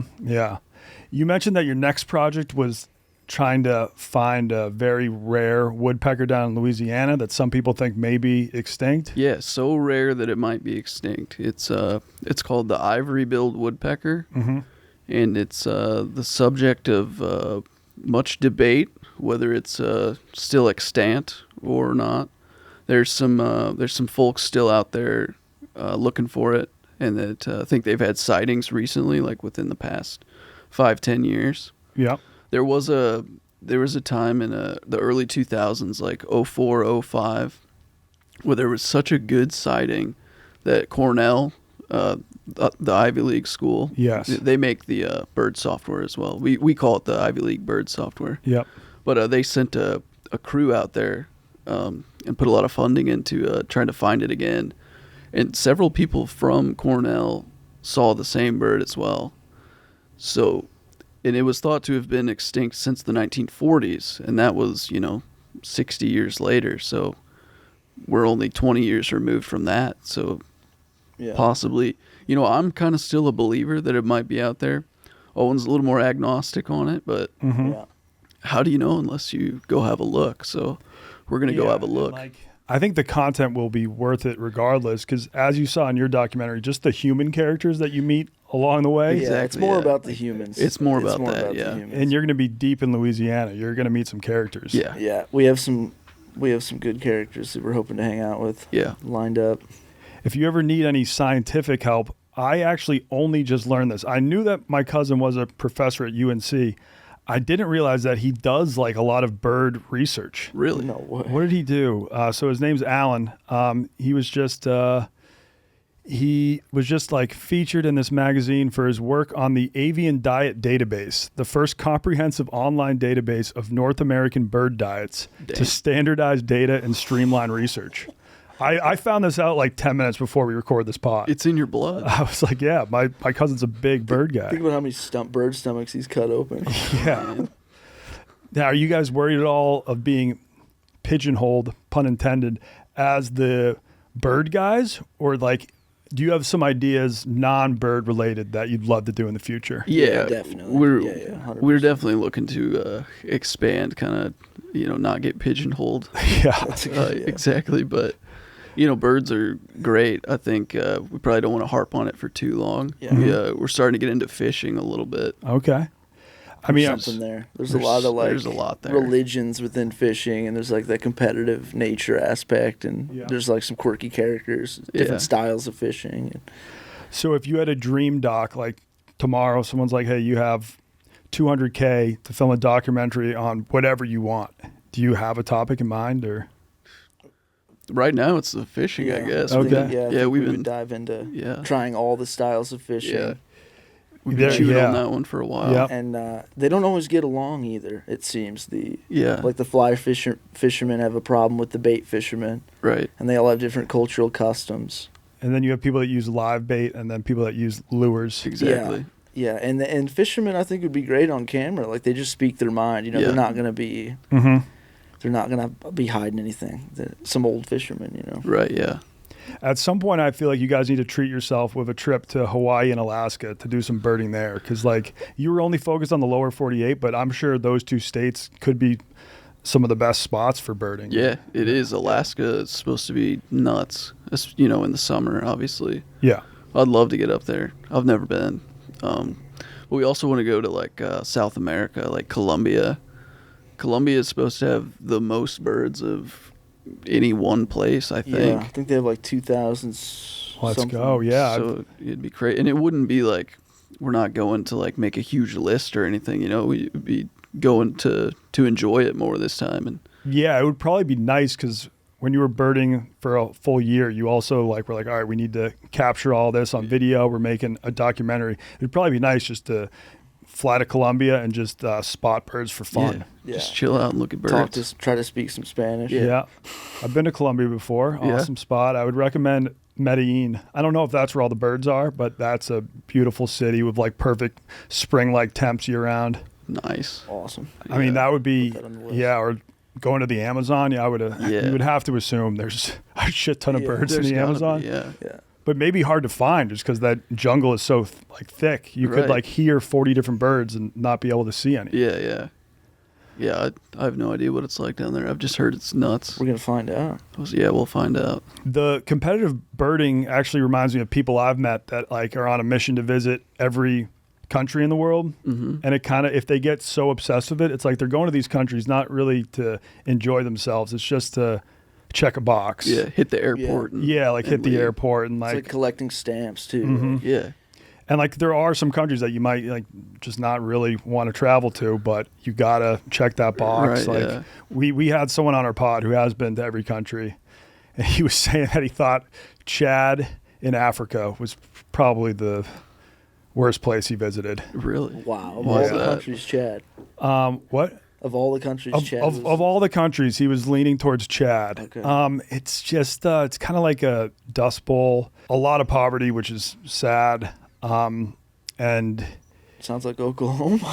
yeah. He just said it was just kind of just dust and poverty, and like it was just sad to see. But tough. I mean, yeah, I wish good things for Chad. I think they may have a brighter future, hopefully. What's the worst country you've been to, or the best? I would say my worst trip for content was Russia, but I don't just want to shit on Russia. I think it was the fact I went in the middle of the winter, and I went pretty much solo. I had a camera guy that I didn't really know at all. And yeah, it was just like a tough place to be without knowing anyone. Yeah. Walking around, couldn't speak a word of Russian. Right. And it's like, even trying to read the maps, they use the Cyrillic alphabet, or I'm not sure what it's called, but it's not the same alphabet. Yeah. And so they'll have like a word in English, but then you are trying to find that on the map, and it's not the same. How did they deal with the camp? Was that when you were at the KHL game? Yes. Okay. How did they like react to the camera? Did they not like that? Yeah, they were weirded out for sure. I mean, because I went to a Red Army game, and like at one point I was like filming. They had like troops there that I was filming, and like I went to the Russian superfan section, and they kind of pushed me out. They were like, "Get the fuck out of here with your camera." Yeah. Did that happen to you guys at all? Like where you're kind of turned on the camera, and they're like, "Hold up, I did not agree to be filmed."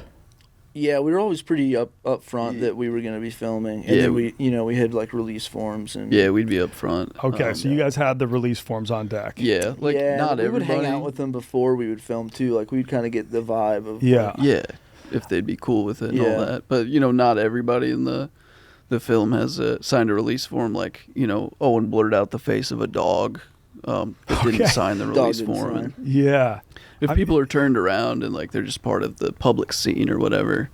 Did you guys film some like gold, have a great interaction with someone, but then they're like, "Hold up, I don't want to sign that release"? No, I don't think so. No, I don't think so. No, people are pretty cool with it. Yeah. Some people clam up whenever the camera comes out, but other people light up. Like they're for sure. ready. They won't stop talking. Mm-hmm. So you just got to find the right people. My first 5-6 years just filming videos in China, I never had a single release form signed, and I was just like, well, YouTube's banned in China. They're probably not going to see this. Yeah, they won't see it. If they do see this and have a problem with it, I don't even know how they would be able to like sue me in the U.S. But now that I am in the U.S., that's a big thing. We got to like, Barstool's gotten very strict on being like, if you put someone in a video, you got to get that release form signed. Yeah, definitely. Yeah, we're going to stay on it. We'll go, we'll be even better about it now. Yeah. Hopefully. Dot all our T's and cross all our I's. Yep. I guess the only thing I haven't asked you yet is like, what were some of the best budget meals that you had on the road? We estimated that we each ate 200 cans of tuna throughout the year. That's healthy. In the minivan. I think something about the heavy metals. Yeah, something like mercury. Yeah, something like. They say like you should only have 1 or 2 cans at most a week, and we were crushing a can each a day. Yeah, like one of the full cans. And we're fine, I think we're all right. Definitely. Did you guys ever go to Cookout? That's like a chain down south. I just remember when I was broke, I would go there because you get like a combo meal for $5-6, but it's like a burger, hush puppies, and then you can get a side quesadilla. Nice. And like a large sweet tea, all for like $5. That's Cookout. Cookout, yeah. Cookout. I don't like. I know it's down south, but that's where we're headed. So maybe we'll check it out.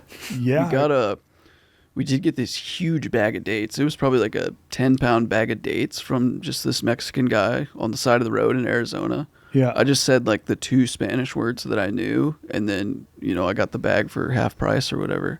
And that was like that lasted us for like a month or 2. I think he just didn't want to have to like give you a Spanish lesson. Yeah, it could have been. Dude, you can have my dates. Yeah, just take them, man. But it seems like you guys had a lot of positive experiences with just random strangers. So did it kind of reaffirm your faith in America? Oh yeah, I mean after last year, like I firmly believe America's the greatest country on earth. I've not been to all the countries, but this it's pretty fantastic. Like if you're spending a bunch of time online, trying to get a view of America, you might not get the right view. I think it might be the worst country if you're just online.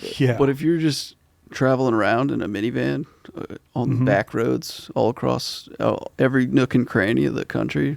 Yeah, you see that a lot. Like if you're on Twitter, everyone's like, we're on the verge of a civil war, But it's like no matter where I've traveled in the U.S., I've like always met awesome people. Yeah. All types of backgrounds, all types of beliefs. Like everyone's like. It's incredible. Last question for you guys. You mentioned Colombia. What are 3 other spots abroad that like would be your dream to visit? Australia. I'd love to go to Australia. Yep. Chile.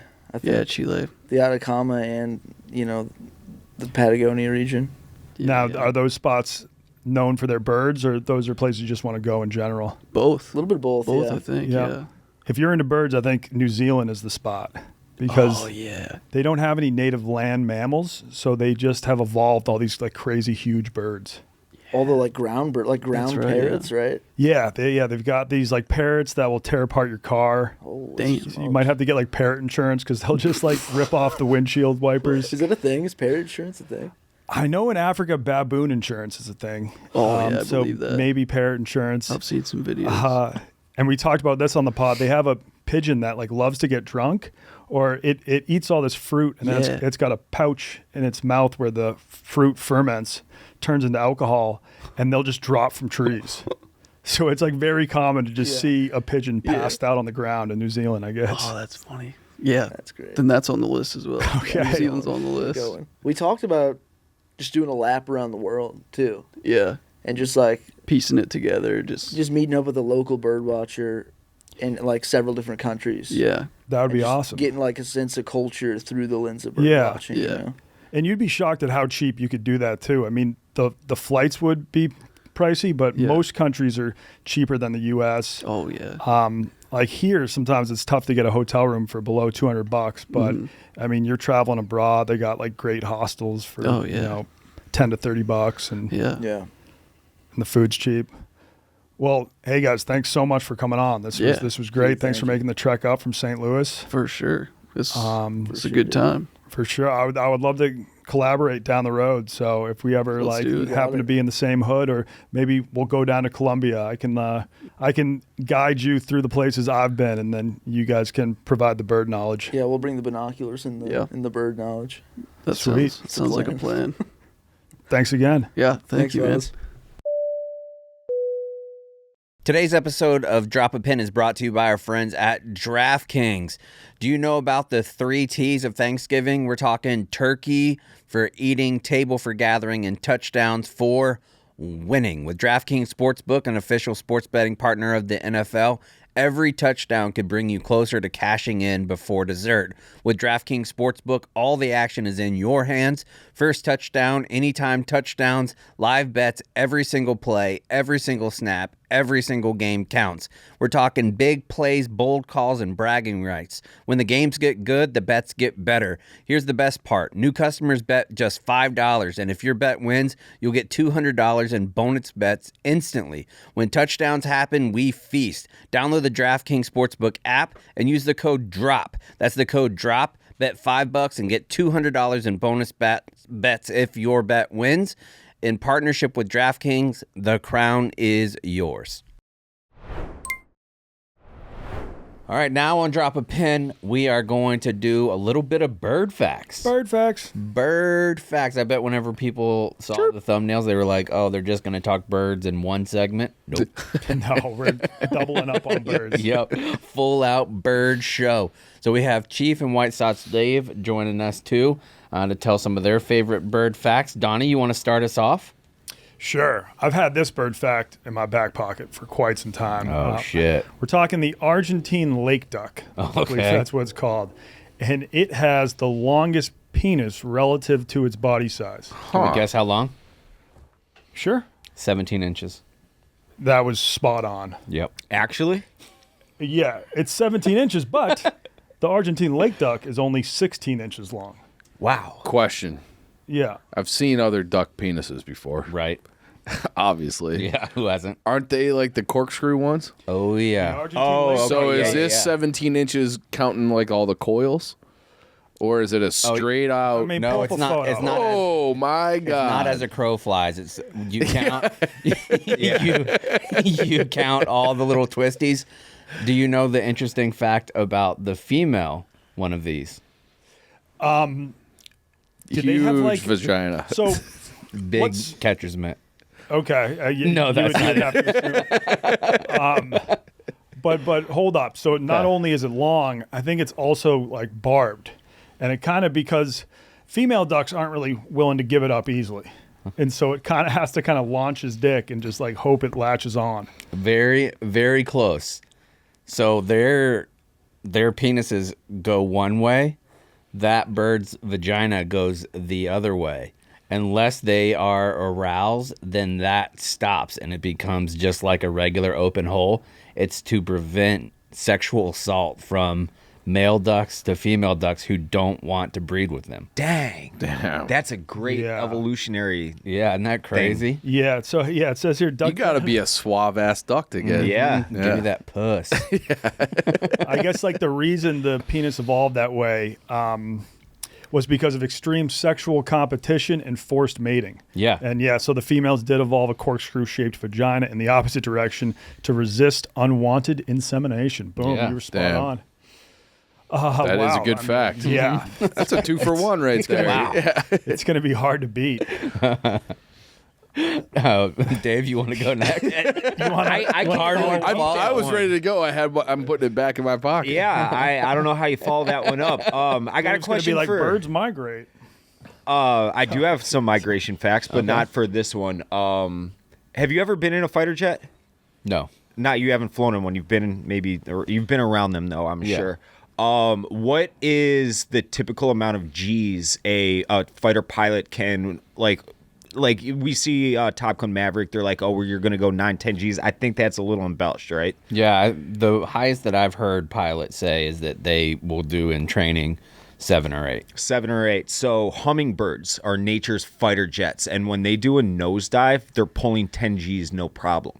That's just they're just handling, they're just wearing it, they're just eating it, they're just taking those Gs and shoving them up your ass. Damn. Okay. And it's the top of the hummingbird G's list, I guess we can call it, is the Anna's hummingbird, and that'll consistently pull up to 12 G's, just no problem. I wonder if their faces are like. Yeah. So they're so aerodynamic. So like a fighter jet, they have they have to close off the intake, I guess. With a thing, because the wind at that speed, the air resistance will just fuck up all the mechanics inside the plane. So like a fighter jet, a hummingbird has these special like little flaps over their nostrils, so the wind when they're diving doesn't just scramble their brains and insides and shit. So they're like nature's fighter jet in a way. Mm-hmm. Yeah. Speaking of scrambling brains, I got a little bird fact for you. Okay. Woodpecker, their tongue goes all the way and wraps around their whole brain, so when they're doing their little woodpecker thing, and they don't get concussions, so because they have like an extra layer of protection, so it's like they're concussion proof. It's like that helmet that Tua should wear. Yes, yeah, like Roshan Johnson, the safety cap. Also, but they got that's their tongue inside their skull protecting their brain. That's really cool. Yeah, evolution's fucking wild. Yeah. Hummingbird fact: they're the only bird in the animal kingdom that can fly backwards. Yep. Yeah, I knew that. Another hummingbird fact: they consume 3 to 7 calories a day, where if you scale that up to the size of a human, that is 155,000 calories per day. Jeez, their heart's beating about 1,200 times per minute. Yeah, that's like that fella at the hot dog eating contest. Yeah. Yeah, it's like Joey Chestnut, Mr. C, as Eddie would call him. Yeah, the hummingbird of hot dogs is what they call him. I wonder if there's any fat hummingbirds. The guy just gorge. They can't be. I actually just put a hummingbird feeder on my deck.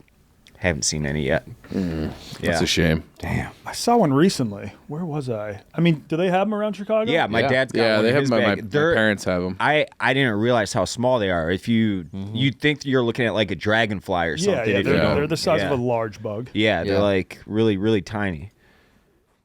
Chief? Chief. Let's keep these facts rolling. I think one of my favorite bird facts is that they are all descendants of dinosaurs.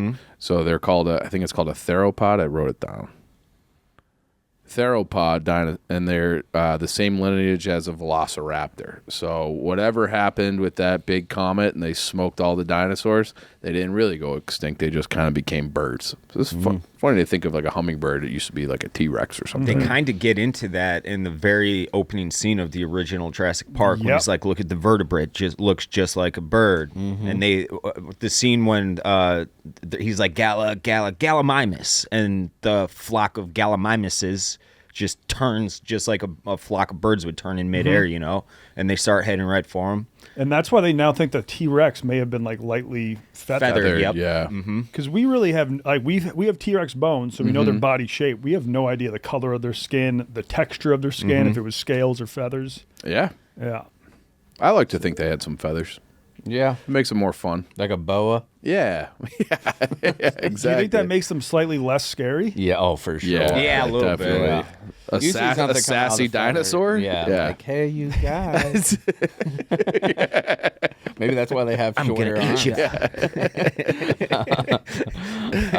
Mine are, you guys know I like romance. Oh, yeah. I'm a big romance How many times guy. have you sexed now? Probably about 3,700. Yeah. Nice. Fuck yeah. Hell yeah. Yeah, I fucking nut. But there's penguins. Did you know that they do essentially engagement rings? Yeah. With the little pebble. The little stones, yeah. Yep. The more round it is, the better. But do you know why? No.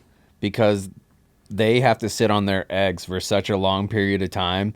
The better and smoother the rocks are, the more likely they are to be able to build it into a perfect little nest for themselves, so it doesn't flood if any of the ice melts, that they can keep the egg off of the ground so it won't get as cold as it needs to, and it forms like a little pyramid. So when the dad, who has gorged himself on fish before he comes and sits on it, will be fatter, so then he sits on it and it completely encapsulates the egg that way. Oh, so they use the engagement ring to sort of make their nest, make their egg laying area? And because they're monogamous, like penguins are monogamous, for the most part, penguins are anonymous. Swans are too, right? So they will, some of these little slutty lady penguins will go up to a male and be like, hey, you want some of this peng puss?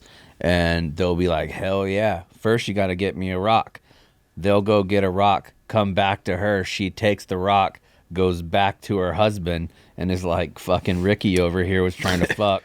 And then that bird will go and be like, what the hell are you doing, you bitch? Don't give my lady a... And then they fight. Then the winner of that fight comes and either takes all the rocks from the cuck, or... like the opposite way, the cuck comes in and gets the rocks from him. Yeah, there was It's like entrapment. The Nat Geo. There was a National Geographic about this where it broke my heart, because this guy was going out hunting for fish. He came back. There was some guy living in his nest with his lady, and then they fought, and they like just flapped their wings. They like beat the shit out of each other. Fly. They have like these hollow bone. No, they're solid bones. They're solid bones. That's why they got rods in their arms, and they were just beating the shit out of each other. And the guy who got his girl stolen lost the fight. Yeah. What? Have you guys seen this video? Away. It's Yeah. one of my favorite blogs ever. Like in the history of Barstool, Feidelberg wrote it. It's on this exact video. I don't know if we can you guys have to see it. It's a minute long video or so. Yeah, I've seen it before. Yeah. Oh And my! It's one of the most brutal, savage. Because they have to go for weeks. Yeah. Like to go trying to get fill their bellies up with the fish to bring it back. Because the other penguins are totally far. What's it? I just learned this term. Yeah, I can't believe I've never heard it before. But what's it called when you're serving overseas and your wife's banging someone? What's that guy called? Jody.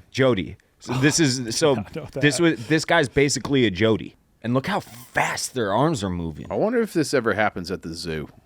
I heard there's gay penguins at the zoo. Oh, yeah. Yeah. Shout out There Barney. are gay animals. I think it's like... My dog was humping another male dog at the dog park the other day. My dog was humping another male dog at the dog park the other day. Yeah, everybody just humps. went up and just mounted him. I read one theory that homosexuality evolved in nature, where if there were 5 males, one of those 5 would be gay and just help the other males raise their kids. Huh. Something like that. I don't know. You're gonna have to fact check that. Okay. Yeah, Donnie, I took it as fact. I took it as fact. I don't know what I'm talking about. I think there's some species where it's like, I think it's amphibians that they will switch. Yeah. If there's like too low of a population of males or females. That's also a Jurassic Park thing. That's the they use the frogs, right? They're like in a single sex environment. In a single sex environment, the frog will change sex so they can continue on their like lineage or whatever. And that's how the velociraptors could reproduce in the wild because they got that gene. So there are actually a few female velociraptors when all the animals on the island were supposed to be male, so they couldn't reproduce and they could control the population. That is true. What's your next one, Donnie? I got a great one. So, when do you think humanity learned that birds migrate? 8,000 years ago. No, I guess it was like the early 1800s. Oh, stop.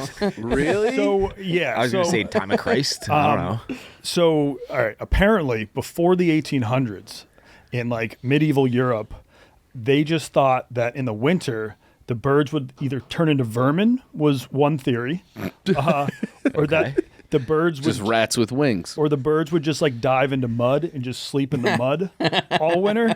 That was a theory. Oh, there was also a theory that birds flew to the moon in the winter. And then it was in 1822, some villagers in Germany shot down a stork, and that stork had been impaled by an African spear. So there was an African spear already in the stork. And that's when they learned. They were like, oh, the birds just fly down to Africa in the winter. They just go to get a little warmer. That's crazy. People in the seventh, people are like, oh, our founding fathers. Thomas Jefferson didn't know dinosaurs existed. Yeah. Yeah, but that's also, I mean, that's more fair than he also didn't know that birds migrated. Even like the things that King Leopold thought about folks in Africa and what Africans thought about Europeans. And that was the late 1800s. Yeah. The amount of knowledge that has taken place in the last 150 years is legitimately insane. Scurvy, as we were talking about, it wasn't cured until the 1700s when all you got to do is just eat an orange. Yeah, well, vitamin C fix you right up. Yeah. So yeah, I mean, this is actually a great time to be alive. It was rough when you didn't know about germs. And everyone's dying, and they're like, "Oh, we just need to bloodlet you," where they would just bleed you out. You have a ghost in your blood. Yeah, This will cure it. Yeah, put this leech on your body. I texted you guys about this, and this is a little bit of a tangent, but we should do a high school on James Garfield. There's you a watched that Netflix show? Yeah, it was awesome. I mean, I don't know how historically accurate, but it was a good watch. But it takes place in Chicago, or. What do you mean? Not. I don't know. I thought there were scenes in Chicago. Oh, there might have been. There was. But it wasn't actually. It was like green screen Chicago. Okay. But he died 3 months after being elected president. Out of nowhere, he was elected president. And if modern, they had the science to save him from getting shot, they didn't. Can you help explain it for me? They thought, I haven't seen it. Oh, you haven't? I thought I watched half of the first episode. They basically were doing what Chap just said. They were cutting into the thing and just trying to rip out the bullet. And another doctor came in. He's like, "No, this is wrong. You're going to kill this guy." And he's like, "No, I'm not. This is modern science." And afterwards, they're like, "Yeah, we could have saved him, no problem. Chester A. Arthur, this drunk idiot, he wouldn't be president right now if you just did this, this, and this." So yeah, that's how. 150 years ago, that's how science was. Just let him bleed out. Yeah, we'll dig that bullet out of him with our bare hands. No standards at all. No health or cleanliness standards. Nothing. Just get it out of there. And now they're putting pig hearts into people. Mm-hmm. It's crazy. Pig insulin. All sorts of pig shit. All right, Dave. What's your next one? That was a very big tangent. Peregrine falcons have 8K vision. They can spot a pigeon or other prey from 5 miles away, no problem. It's about 8,000 times better than human eyeball. Wow. And the fastest animal on the planet. 240 miles an hour. It's faster than an F1 car. Mm-hmm. That's cruising. Yeah. They live in Chicago, too. I've never seen one out in the wild, and I don't think they're very big words, but they roost on the top of skyscrapers in major cities. That's sick. Yeah. I always bitch pigeons. about how we don't really have many cool animals in the Midwest. Like the coolest you can really think of is like I would say a coyote or. I disagree with that. We got bobcats are pretty sweet. I think coyotes are sweet. Coyotes are sweet, bobcat, but I'm talking like real apex predators. But then I'm glad we don't have them. I think it'd be kind of cool to have like saber-toothed tiger. Yeah, exactly. Go on Grand and Ashland and you see like a grizzly bear. Exactly. I would love that kind of shit. We don't have it, but we have those, and we have the fastest animal in the entire world within maybe a mile of us right now. Yeah, in your face, Milwaukee. Mm-hmm. They probably have them. They probably have them too. Yeah. They could fly up that far, Chief.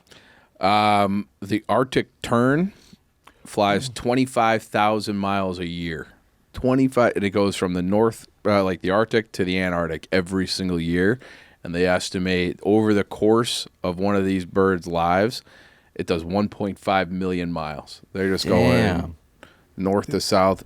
Yeah, I think that's. Wasn't there a bird that flew like for 6 months straight? It's the swift. Yes. The swift can stay airborne for up to 10 months. Yeah, that was my next the one fun with fact. the biggest wingspan too? I don't know. Can you look up a photo of a swift bird, which is insane to me. So they only will not very big at all. They'll only land to nest, and then they have a way where they can shut off like half their brain, so they can sleep while flying. Yes, they sleep, they mate, and they eat while flying. Yeah, and I imagine them mating while flying is kind of like an airplane refueling. Yes. Put that up there, swift bird mating. Need to see that. I think they do it fast. Like the bird just like comes in a quick little boop boop. Nothing wrong with that. Oh, it's beautiful. Yeah. Oh yeah, that is beautiful. It looks like the Wright brothers plane. It does. It looks like a bi-wing plane. Yeah. It does look like that though. The refueling of like a Yeah. Have you ever been on a plane that's like been refueled in the air? C5. Yep. Nice. Cool. The one that I was thinking of is called the Wandering Albatross. Has the longest wingspan, up to 12 feet across. These birds can glide thousands of miles without flapping by riding air currents. That's so sick. That's awesome. They're just chilling. I know that like there's a lot of scuttlebutt about what superpower you'd want. Mm-hmm. Anything but flying. I mean, teleporting, I guess, but like things that don't defy physics. I think flying is still one of one. Yeah. Easily. I mean, you just get up there and you're like, we got to go to Turkey for Baldstool, and then you're just cruising around. Yeah, and like I'm sure all of us have had those dreams where you're flying and it feels so real. Yeah. And you wake up and you're like, God damn it. I don't have flying I really dreams. thought we'd be flying by now. I think in our lifetime, I think in our lifetime we'll have a jetpack that's a lot easier to use. I know we have jetpacks now, but I think they might be more accessible they're only over to the water, common right? person. Can you jetpack around? Yeah, you can. Yeah. There's a guy. Yeah, you could do it. I know that there's most of the time they do it over water. Yeah. But I know like SEALs and some other groups like that have tested out where they leave from like little John boats and fly up to like an aircraft I've seen that. It's Yeah, so cool. I've seen that. Yeah, So cool. and it's not the ones that go into the. Yeah, there it is. Yeah, boom. Like if you could do that, It's like Iron Man Mega Man. shit. Yes. Yeah. Yeah, using your hands to kind of Can balance you yourself imagine out. if you're Look at that old fuck. Like I think so now only the military can do that. I think in probably 20 years, like it won't be just the military. Yeah, that that's has how. access to those. I mean, that's one of the best parts about all the money that they put into like research and development. Like Velcro exists because of the military. GPS exists from the military. Yeah. You have lasers exist from the military. And a lot of times those inventions are made, but they are funded by The internet. the military. Yeah. The internet is another one. Like us trying to get to the moon, it was more just like we wanted to show Russia what's up. But then in the process of learning how to get to the moon, we invented so much shit that we use today. Right. allegedly. Very cool. Very cool. Yeah. My next one, again, going back to the romance, the satin bowerbirds are pickup artists with furniture. So they, like the blue-footed booby, for example, will strut his stuff and be like, check out my blue feet. It means I'm super healthy. These bad boys will build incredibly elaborate nest, and they put all kinds of shit like blue flowers, bottle caps, trash. It's basically like a bachelor's dream. These guys are essentially, they do what Derek Jeter did. Have like a little fuck bag at the end of the day. Gift basket, And send you on their way They're so just that like you will us. want to go. Like they all always almost primarily they choose blue things. Okay. Like That's so my favorite color. And if you notice, it's almost like Tiffany blue. Yeah, it's a nice bright that blue. blue gets people going no matter what species you are. Do you guys remember? Do you guys watch Planet Earth? I assume. Yeah. Yes. Do you remember that?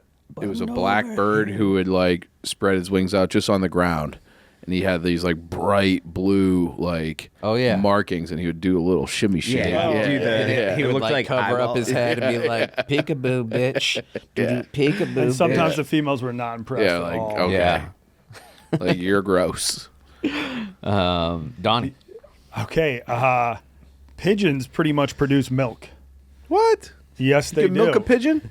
I don't know if you can milk it, but they Have they nipples. secrete this like a protein rich substance in like a sac in their chest or whatever, and then it starts to leak out of the sac after they have babies, and the babies can lick it up. Really? Are they the only bird that does that? I've never heard of that before. Flamingos too. I think it's just pigeons and flamingos that like produce some sort of secretion. Pigeon I would milk. try flamingo milk. A nutrition, yeah. Mm-hmm. Yeah, they call it crop milk. It's produced by both male and female pigeons. That's So the cool. men pigeons have some titties, huh? Isn't it? I don't think it doesn't come out of a tit. So that's why it's like, is it technically milk? Right. It comes out of a little like pouch in their neck. So do they still do like the baby bird chew the food up, regurgitate it in their mouth, or are they just getting by on just that milk? So the milk is only like the first few weeks of the baby's Okay. lives, and then they're Colostrum. probably chewing up. Yeah, it sounds a lot like colostrum. It's rich in fats and proteins. Speaking of flamingos, I feel like this might have to be fact checked, but they're only pink because of their diet. Yes, shrimp.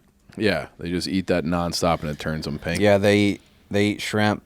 Usually it's in shallow pools that are, once again, billabongs. They're huge billabong birds that they'll go in, and there's like little, I think it's called krill shrimp, and brine shrimp. Yep. So that turns their bodies pink. Yeah, so I think you could have like a black flamingo. I think they exist, and those are just eating something else. Yeah, and so these birds are kind of like the blue-footed booby, where the more pink they are, the more likely that they are going to be attractive to a mating partner. Because it shows they're eating. It shows They're that they're eating- healthy, they're healthy. and they have access to food and things like that. They can provide for Yeah, the basically younglings. gold diggers. Yeah. Yeah. That's just mating in general. True. Legalized prostitution. Dave. I got one. I saw that, and I looked up the video, and then I'm like, this bird stinks. I don't really like this bird, so I want to give a fact about a bird, and then kind of rip that bird apart. Is that okay in this Of in course, this setting? yeah. The male clubbed winged mannequin makes dubstep music by rubbing his wings together. Oh, so I'm Sam like, would that's love pretty that. sweet. Like chicks probably dig that, right? In the male clubbed wing mannequin world. So I looked it up, and it's just making like I thought it was going to be like, oof, like, real heavy bass with some awesome beats. I looked it up, and it wasn't that cool. It's just like a clicking sound. So this bird kind of stinks. A lot of birds click, yeah. He's got to woo me better than that, especially if I'm a female club. You're not fucking that bird. No, not at all. That bird's not getting the pipe. No way. So that bird, I think, kind of stinks, and I think his music stinks. So in the favorite bird facts, you brought one in that you didn't like.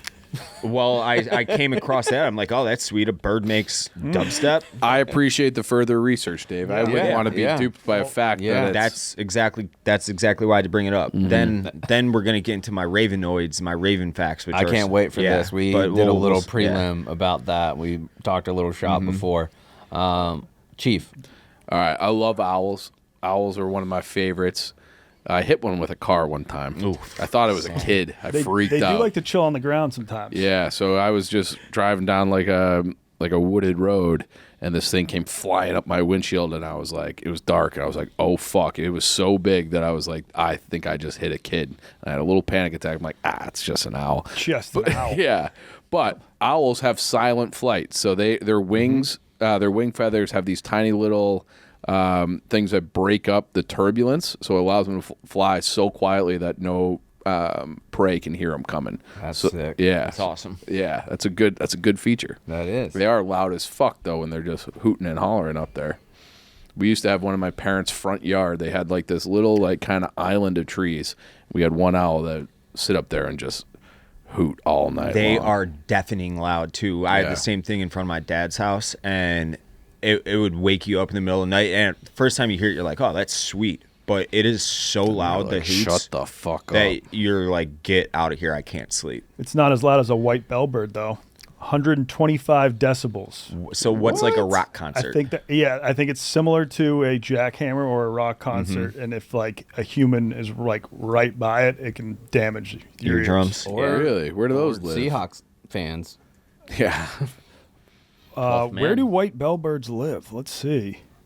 Because that sounds really annoying. They are in the mountainous forests of South America, so I don't think we really need to worry about them. Pretty sure they just qualified for the World Cup, so shout out to them. Congrats. First time ever. Nice. Mine next one is I want to give a shout out to longtime stoolie Mike the Headless Chicken. Okay. Mike the Headless Chicken was born in the 1940s in Colorado. The farmer missed the brainstem when chopping his head off, so Mike lived 1.5 years without a full-ass head.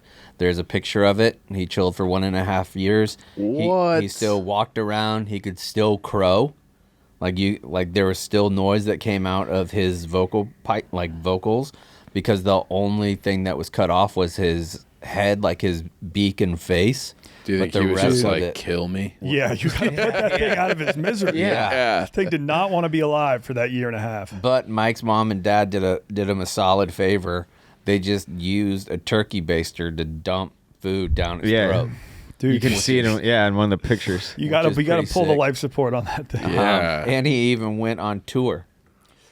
I mean, that With, like, was the like freak that show was in the circus? Yeah, I mean, there if you're wasn't a lot on, of like, entertainment back then. If you're on like a Facebook moms group and they're like, we got an event this week down at the local city hall, Michael the Headless Chicken's coming. Grab your turkey basters and give him a little treat. You see, this is what you're right. Like, that was entertainment back then. Yeah. Yeah, that's why we had freak shows. Yeah. Like, you know, if you were super deformed, it's like, all right, you got to go join the circus. Yeah. Yeah. Even still. Barstool's kind of a modern. Do we? day I mean, like freak show. shows have kind of been canceled, though, right? Like, Oh, yeah, to big some time. extent? Yeah. Depends on what country you're in. Yeah. They still at got least in them? the- Huh? They still got freak shows in other places? I would have to assume. India. Yeah. For sure. I mean, they have freaks in India. I don't know if they put Big them in a time. freak show. Like people that have like insane, like bulbous faces that are 12 arms. elephantitis that is in your Wolfmen. dick. Yeah.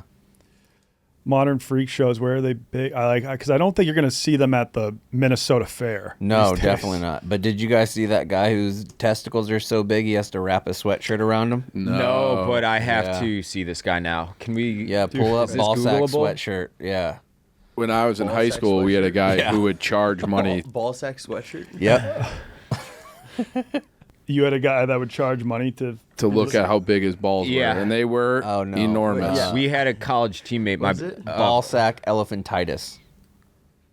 Ooh, elephantitis is going to be a tough one for him. You got it. You got it, Goldie. All you got to do is spell elephant and then Titus, Yeah. but not like Mark Titus. You had it.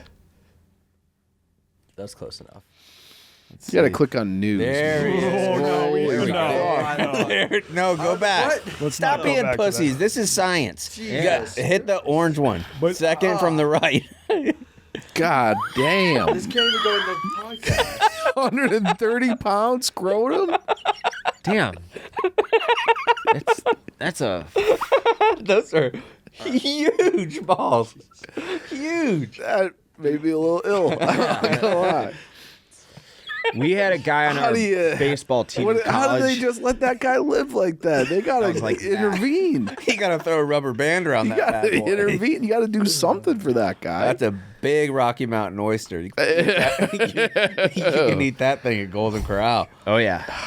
Gross. Fry it up. Throw a little salt and pepper on there. Yeah. Maybe a little garlic butter, Uncle Chaps. How much does the average scrotum weigh? Oh, like personal experience about the size of a hummingbird? Yeah. A couple grams. Yeah.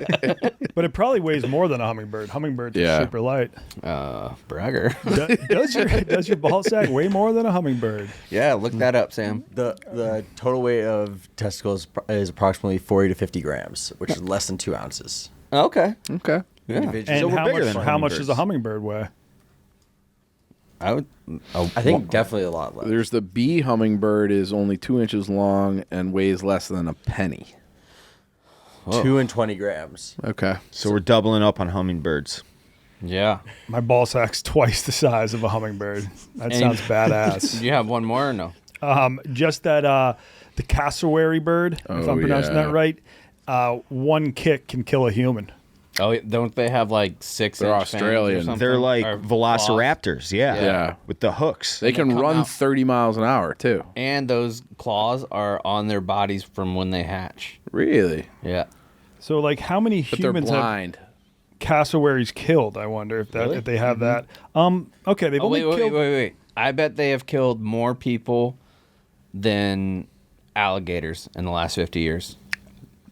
I find that hard to believe. Yeah. I'm going to Definitely. say 50 Remember, people. we looked it up. There's only 4 people that have died from alligator attacks in Florida in like the last 50 years. That is wild. And I know in the last like 100 years, only 2 people in Massachusetts have been killed by sharks. So very similar to that. They cassowaries have killed 2 people since 1900. Maybe they were killing more people back in the day, but yeah, they killed a 16-year-old boy in 1926 and a 75-year-old Florida man in 2019. Whoa.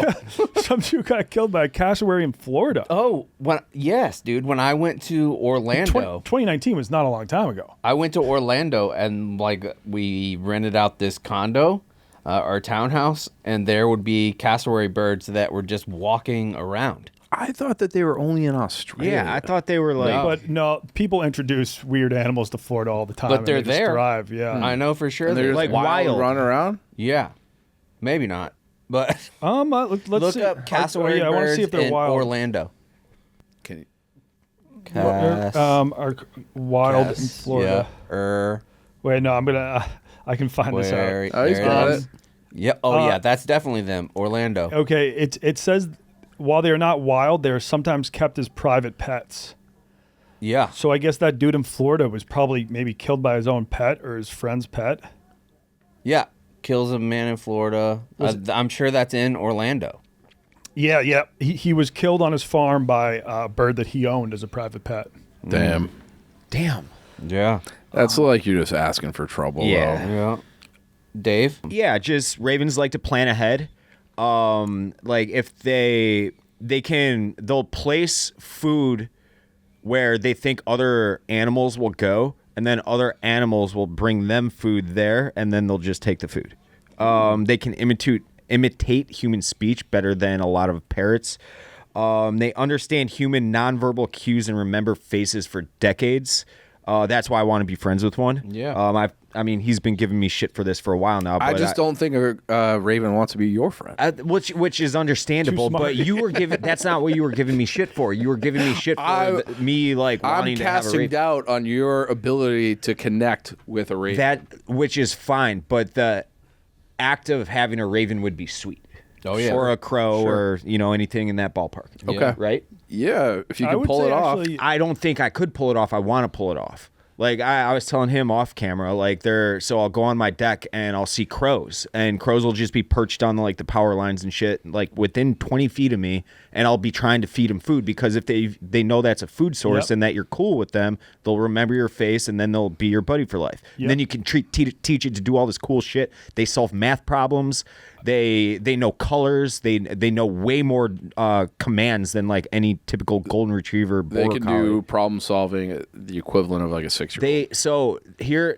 You can So look could up these videos on yeah, right.